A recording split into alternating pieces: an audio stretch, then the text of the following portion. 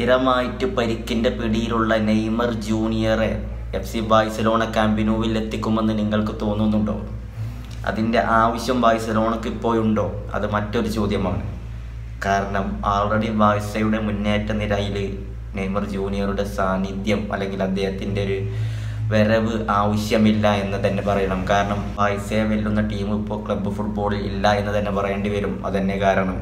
മറ്റൊന്ന്, കണ്ടിന്യൂസ് ആയിട്ട് പരിക്ക് പറ്റുന്ന നെയ്മർ ജൂനിയറെ എന്തിന് ബാഴ്സലോണ എത്തിക്കണം? അത് മറ്റൊന്ന്.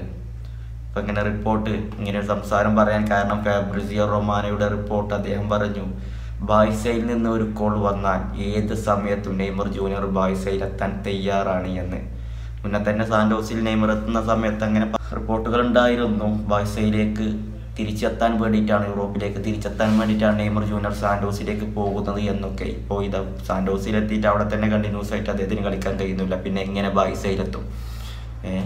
ബാഴ്സയിലേക്ക് വരാൻ തയ്യാറായിട്ട് കാര്യമില്ല. ബാഴ്സക്ക് അവരുടേതായിട്ടുള്ള നീക്കുപോക്കുകളൊക്കെ ഉണ്ടാകുമല്ലോ. അവിടെ ഇപ്പോൾ നെയ്മർ ജൂനിയറുടെ പേരുണ്ടാകാൻ ഒരു സാധ്യതയും കാണുന്നില്ല.